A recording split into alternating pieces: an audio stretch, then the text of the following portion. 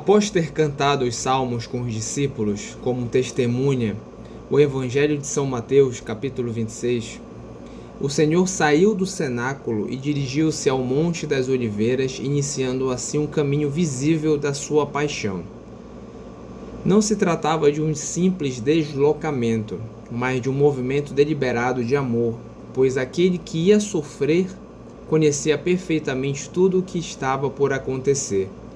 Ao longo do caminho, abriu aos discípulos o que trazia no íntimo do seu coração, segundo o seu costume, de não lhes ocultar os mistérios que diziam respeito à vontade do Pai.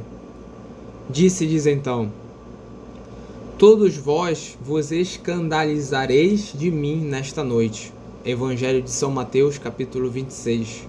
Revelando não apenas a fuga exterior, mas a fraqueza interior que se manifestaria diante da cruz. Essa palavra não foi dita para os confundir, mas para os preparar, para que depois da queda reconhecessem que tudo se realizara conforme fora anunciado. E para consolá-los, acrescentou: depois de ressuscitar, eu vos precederei na Galileia. Evangelho de São Mateus, capítulo 26, mostrando que a queda não seria o fim, mas o caminho para um reencontro purificado.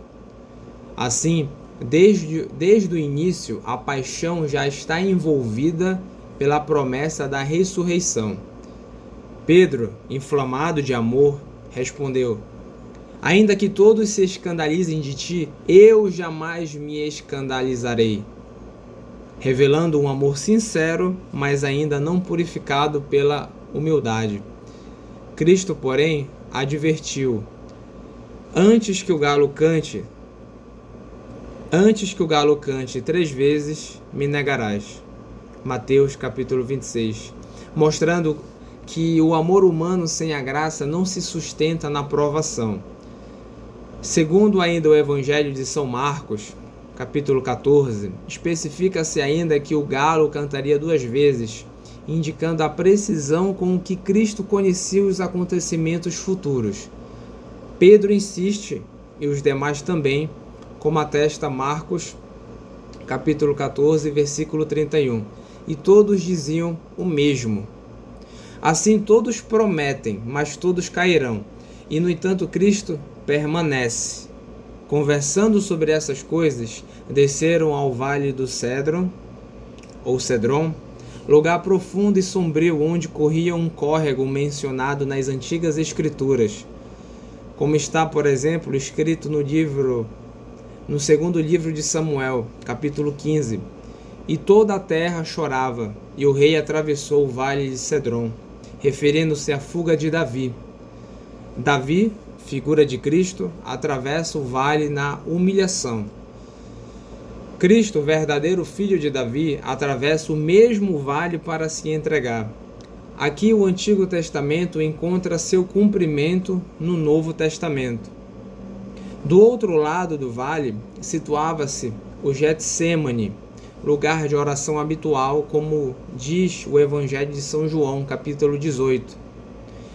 O nome Getsêmani significa lagar de azeite, lugar onde as azeitonas são esmagadas. Ali Cristo começa a ser esmagado na alma, e entrando mais profundamente no horto, começou a sentir tristeza e angústia. São Mateus diz que começou a entristecer-se, capítulo 26, e São Marcos fala de pavor e angústia, capítulo 14, mostrando a intensidade do sofrimento interior de Cristo. Disse então: a minha alma está triste até a morte. Mateus 26, 38. Aqui se manifesta a verdadeira humanidade de Cristo. Ele não era de bronze, nem de pedra, como diz o livro de Jó, capítulo 6, versículo 12, mas capaz de sentir dor. Segundo São Tomás de Aquino, Cristo possuía a visão beatífica, isto é, contemplava Deus perfeitamente, mas essa bem-aventurança não impedia o sofrimento sensível que o mesmo tinha. Havia por disposição divina uma retenção do consolo, para que pudesse sofrer plenamente por nós. Assim, ele era bem-aventurado na parte superior da alma e, ao mesmo tempo, profundamente aflito na parte sensível. Isso revela o mistério da encarnação em sua plenitude. Cristo podia afastar o sofrimento, mas não quis. Sofreu voluntariamente, não por ignorância, mas por amor. Como diz o Evangelho de São João 10,18: ninguém tira a minha vida, mas eu a dou por mim mesmo. Seu sofrimento não é imposto, mas é escolhido. Ele assume não apenas as dores do corpo, mas também as da alma. Sente tristeza, angústia, temor. E isso não é fraqueza, mas perfeição da sua humanidade. Como ensina o Catecismo de Trento, Cristo quis sofrer em todas as dimensões para redimir o homem inteiro. Ele tomou a nossa tristeza para nos dar sua alegria. Desceu à morte com os nossos passos para que subíssemos a vida com os seus. Foi ferido por nossas iniquidades, como diz o livro de Isaías, o famoso capítulo 53 do livro de Isaías. Curou a soberba com as afrontas, a desobediência com a obediência, a tristeza com sua própria tristeza. Santo Ambrósio ensina que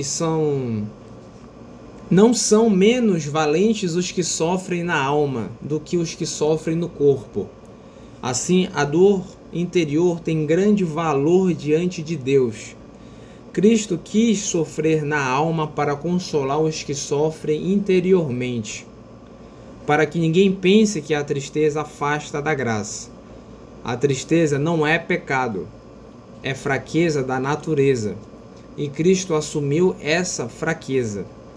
Assim, se fez semelhante a nós em tudo, exceto no pecado. Na cruz, esse mistério atinge o seu ápice. Ele clama: meu Deus, por que me abandonaste? Mateus 27:46. Não porque tenha sido realmente abandonado, mas porque quis experimentar o abandono sensível. Segundo São Tomás, não houve ruptura com o Pai, mas a ausência de consolo. Cristo desce ao mais profundo da experiência humana, para redimir até mesmo o sentimento de abandono. Assim, nenhuma dor humana fica fora da redenção. O Getsêmani é o início visível desse mistério. Ali começa a paixão interior. Ali o amor começa a sofrer conscientemente.